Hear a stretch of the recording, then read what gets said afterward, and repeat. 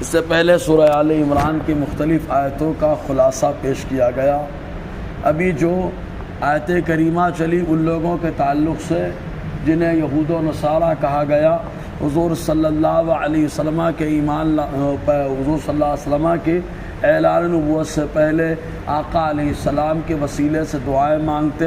لیکن حضور کے جلوہ گر ہونے کے بعد ان لوگوں نے جو حضور صلی اللہ علیہ وسلم کی مخالفت کرنی شروع کر دی۔ مزید یہ کہ کچھ لوگ حضور پر ایمان لائے اور ایمان لانے کے بعد پھر مرتد ہو گئے اور کفار مکہ سے مل گئے، تو اللہ تبارک و تعالیٰ نے ان کی سزا کے تعلق سے کیا ارشاد فرمایا؟ اللہ تعالیٰ ارشاد فرماتا ہے ان پر دنیا میں پہلی سزا یہ ہے کہ اللہ کی لعنت ہوتی رہتی ہے، فرشتوں کی لعنت اور تمام انسانوں کی لعنت ہوتی ہے، اور دوسری سزا یہ کہ یہ لعنت میں ہمیشہ رہیں گے، اور چاہے دنیا میں ہو، چاہے برزخ میں ہو، چاہے محشر میں ہو۔ اس کے بعد اللہ تعالیٰ مسلسل ان کے اوپر لعنت کا معاملہ فرماتا ہے۔ اور تیسری سزا یہ ہے کہ اللہ تبارک و تعالیٰ انہیں دردناک عذاب دے گا، سزا دے گا، اور اس سزا میں ذرا بھی تخفیف نہ ہوگی۔ اور اس کے بعد ایک سزا یہ کہ اللہ تبارک و تعالیٰ جب ان کی گرفت فرمائے گا تو ذرا بھی مہلت نہ دے گا۔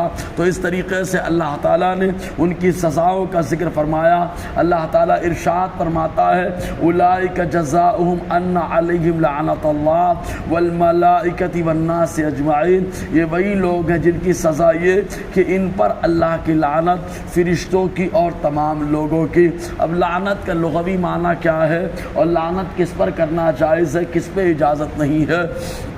چنانچہ لعنت کا لغوی معنی یہ ہے هو الابعاد اور رحمت اللہ، وہ اللہ کی رحمت سے کسی کو دور کر دینا۔ اب اللہ تعالیٰ کی رحمت سے دور کرنا اسے لعنت کہا جاتا ہے، اور جب تک آدمی کا خاتمہ کفر پر یقین کے ساتھ معلوم نہ ہو تب تک شخصی لعنت یا فرد واحد کو معین کر کے کرنا جائز نہیں ہے۔ ہاں اگر معلوم ہو کہ اس کا خاتمہ کفر پر ہو گیا تو بلا شبہ اس پر لعنت بھیجی جا سکتی ہے، اور اگر وہ زندہ ہے اور اس پر خاتمہ کفر پر ابھی نہیں ہوا لیکن اس کے اندر اسباب لعن پائے جاتے ہیں، تب ایسی صورت میں شخصی اور فردی نہ کی جائے لعنت، بلکہ یوں کہا جائے جھوٹوں پر اللہ کی لعنت ہے، مکر کرنے والوں پر اللہ کی لعنت ہے۔ یہ انداز میں شخصی لعنت سے روکا گیا۔ تو اللہ تعالیٰ فرماتا ہے یہ وہی لوگ ہیں جن پر اللہ کی لعنت ہے۔ اب ایک غیر کی طرف سے اعتراض ضرور وارد ہوگا، وہ اعتراض یہ ہوگا، وہ کہیں گے کہ اللہ تبارک و تعالیٰ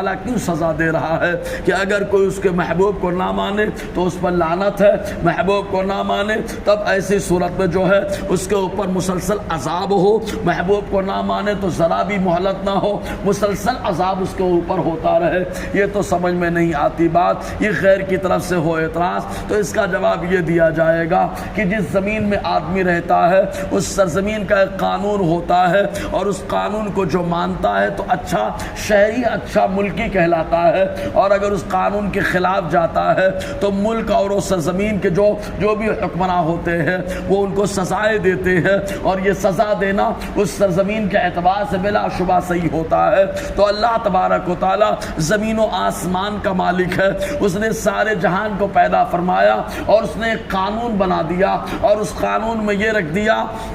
کہ جو اسلام سے مرتد ہو گیا، میرے محبوب صلی اللہ علیہ وسلم کا مخالف ہو گیا اور دین کے خلاف کام کرنے لگا، تو اب پوری روئے زمین کا مالک اللہ ہے، تو اب اس کا قانون یہ ہے کہ اس کو سزا دی جائے، اور بلا شبہ یہ سزا دینا ہر ملک کے اعتبار سے صحیح ہوتا ہے۔ تو ایسے ہی اللہ تبارک و تعالی خلاق کائنات مالک ہے، تو بلا شبہ یہ سزا دینا بھی صحیح ہے۔ لیکن اب یہاں پر کچھ لوگ جب مرتد ہوئے تو ان میں سے حارث ابن سوید جو انصاری ہے یہ بھی مرتد ہو گئے تھے۔ جب یہ مرتد ہوئے تو کفار مکہ سے جا ملے، ان کو افسوس ہوا، بڑا پچھتائے، اور انہوں نے اپنے قبیلے میں خط لکھا کہ مجھ سے ایسا ایسا معاملہ سرزد ہو گیا، لیکن کیا میری معافی کا اعلان ہو سکتا ہے؟ اگر میں آ جاؤں تو اللہ کے نبی ہمیں معاف کر دے۔ چنانچہ وہ خط، وہ پیغام حضور صلی اللہ علیہ وسلم تک پہنچایا گیا۔ اللہ کے نبی صلی اللہ علیہ وسلم نے حضرت حارث بن سوید کے بھائی جن کا نام جلاس تھا ان کو بلایا، اور بلا کر کے کہ ارشاد فرمایا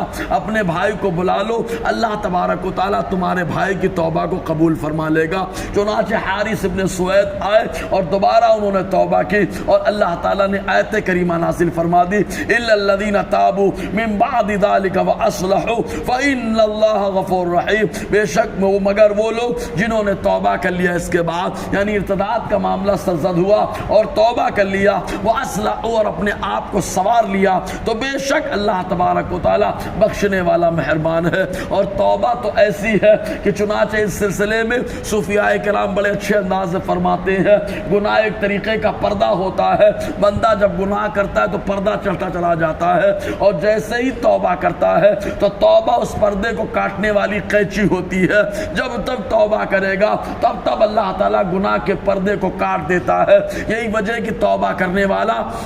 رب کی بارگاہ میں بڑا مقبول ہوتا ہے۔ خود حضور نے اپنے بارے میں ارشاد فرمایا میں دن میں 70 مرتبہ اور ایک روایت میں آقا نے فرمایا 100 مرتبہ توبہ کرتا ہوں۔ تم لوگ بھی جو ہے رب کی بارگاہ میں توبہ استغفار کیا کرو انشاءاللہ، اور آگے گفتگو رہے گی۔ اللہ تعالی ہم سب کو فیضان قرآن برکات